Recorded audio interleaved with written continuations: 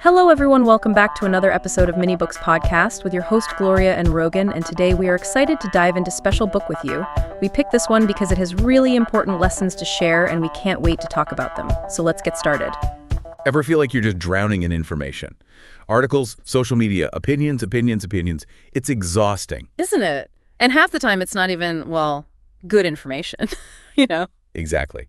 And that's why this week's deep dive is all about learning how to actually think about all that information, not just react to it. Right, because it's so easy to just get swept up in the current, isn't it? Totally. Okay.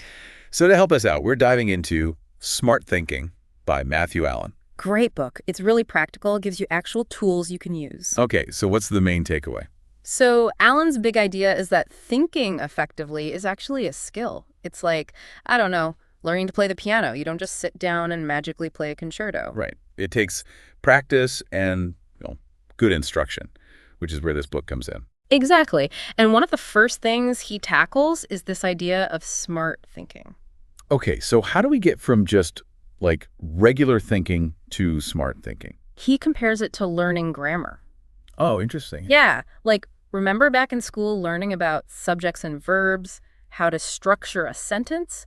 Smart thinking is kind of like that, but instead of words, we're looking at the building blocks of an argument. So instead of just instinctively reacting to stuff, we're going to learn how to break it down, analyze it. Exactly. See if it actually holds up to, scrutiny. And like a good sentence has structure, Allen says effective arguments have their own kind of architecture. He calls those building blocks claims. Claims. Okay. So like if we're building an argument, those are our bricks, right? Yeah, good analogy. Although he warns us about these sneaky claims disguised as something else. Like, have you ever noticed those rhetorical questions that are really just opinions? Ugh, yes.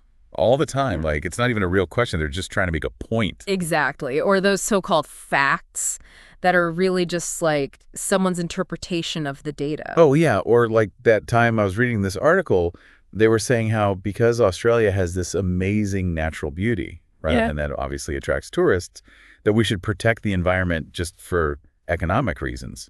I'm thinking, is that really the main reason to care about the environment? Right. See, there's a whole bunch of assumptions packed into that statement, and they're not necessarily true or the whole story. Exactly.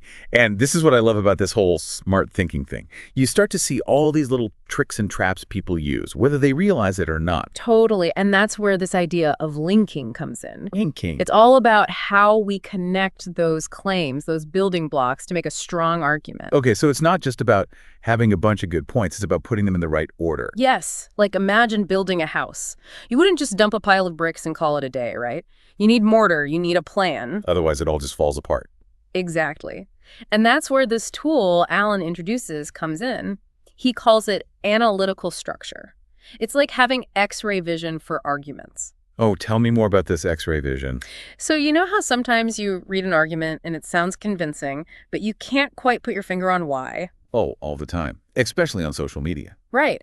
Well, analytical structure helps you cut through all that noise, all the fancy language and emotional appeals to see the bare bones of the argument. So we can see if their logic actually holds up. I love it. Exactly. And once you can identify the claims, Allen says the next step is to look at how they relate to each other. He talks about these things called dependent premises and independent premises. Dependent ones are kind of like a chain reaction. One idea directly leads to the next, building a logical sequence. Okay, so it's like each idea is a domino, and if the first one falls, the rest will follow. Exactly. Now, independent premises are a little different. They're more like solo acts, each trying to support the conclusion on their own. Okay, so why not just always go with independent premises? Seems simpler, right? Each point gets to stand on its own 2 feet. It does seem that way, but Allen warns that independent premises can be a bit riskier. Because while each premise might seem strong on its own, they might not actually fit together all that well. Right. Or they might rely on a bunch of unstated assumptions. Oh, I see. So it's like each brick in your house has its own separate foundation instead of them all being built on a strong shared base. Exactly. And that can make the whole argument much easier to dismantle. Okay, this is all making a lot of sense. We've got our claims. Those are the bricks. We need to make sure they're linked together properly, not just a jumbled mess. But isn't there more to it than just being logical? Don't we also need to be persuasive? Such a good point. And yes, That's where framing premises come in. Framing premises. It's like setting the stage for your argument, right? Giving it some context, some weight. Yes, exactly. It's like you're showing your audience why they should care about your claims, how those claims connect to the bigger picture. Alan uses this analogy about it being like that aha moment in a detective movie. Oh, I love those.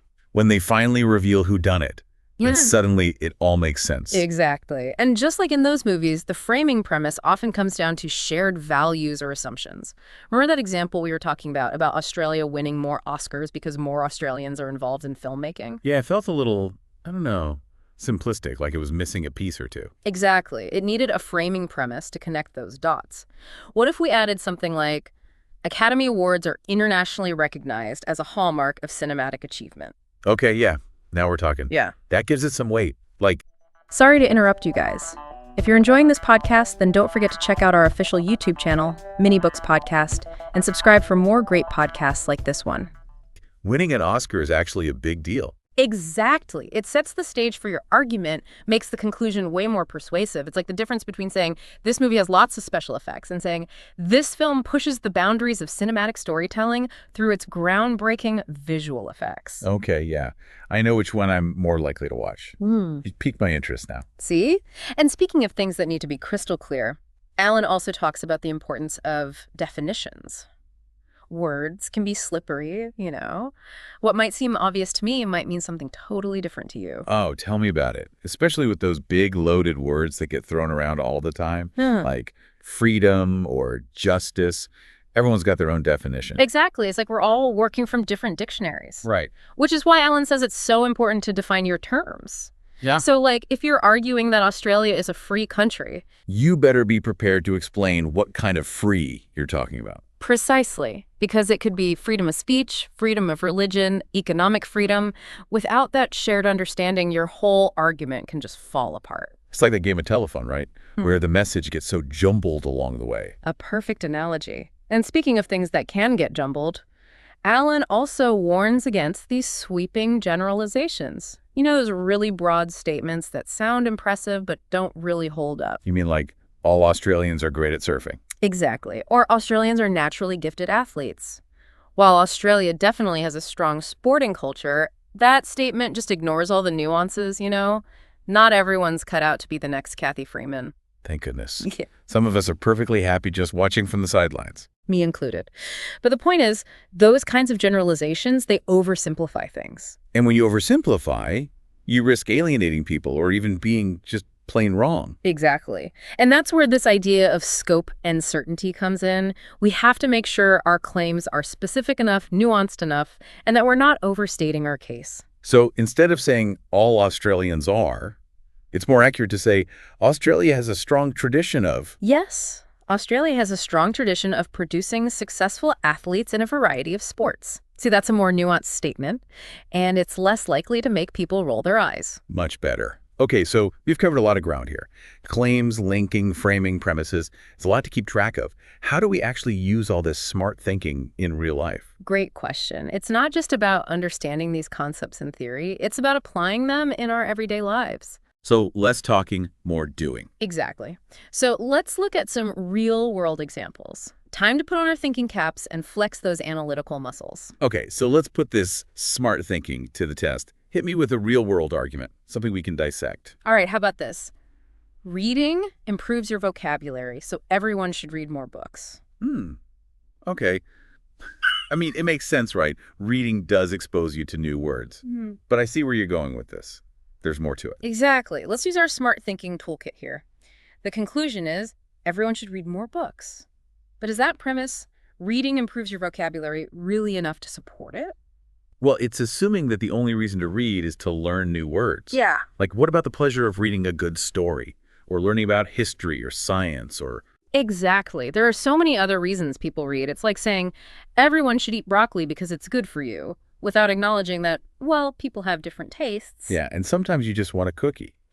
But even if we do accept that a bigger vocabulary is a good thing, does that argument really hold up? It still needs some work. Remember those internal connections Alan talks about. We need to make sure the premises directly support the conclusion, not just be vaguely related to it. So we can't just throw out a bunch of facts about the benefits of reading and expect everyone to jump on board with this read more books idea. Right. We need to explicitly connect those benefits to the conclusion, make it relevant to people's lives. So it's like, how do we build a bridge between those two ideas? Exactly. So maybe we add a framing premise that links vocabulary to something everyone values, like a strong vocabulary is essential for effective communication. Okay, yeah, now you're talking. Yeah. Because we all want to be better communicators, right? Yeah. Whether it's at work, in our relationships. Exactly. And then, to address your earlier point about the joy of reading, we could add another premise, like reading can be an enjoyable experience regardless of your vocabulary level. Yes, because no one wants to feel like they're back in school, being forced to read something they hate. Exactly. It should be about expanding your mind, not just your dictionary. And this brings up another important point that Alan makes, being mindful of how we present information. Like, are we using emotionally charged language, or are we sticking to the facts? Because it's easy to get carried away, right? Yeah. Especially when you feel passionately about something. Oh, for sure. But Alan reminds us that smart thinking is about being clear, being logical, and using evidence to support our claims. It's not about winning an argument at all costs. So less yelling, more listening. Exactly. This has been eye-opening. It's like, I knew there was a better way to think about information, to process it all, and Alan's given us the tools to do just that. Absolutely. It's a skill, and like any skill, it takes practice. But the more you do it, the better you get at it. So to all our listeners out there, the next time you see a headline or an ad, or even just a comment on social media, don't just take it at face value. Use those smart thinking skills. Question your assumptions, look for those hidden premises, make sure the arguments you're encountering are actually built on solid ground. It's about being informed, being engaged, and being critical thinkers. Couldn't have said it better myself. Well, that's it for this deep dive. We hope you've enjoyed this exploration of smart thinking as much as we have. And we hope you'll join us next time for another deep dive into the world of ideas. Until then, happy thinking. Bye for now. Thank you so much for tuning in. If you enjoyed this conversation and want to dive into more book insights and key learnings, don't forget to subscribe to our channel, Mini Books Podcast, and hit the notification bell so you never miss an episode. We're back every Sunday at 9 a.m. with new books and more to learn from. Until next time, take care, keep learning, and keep growing. Remember, this is Mini Books Podcast.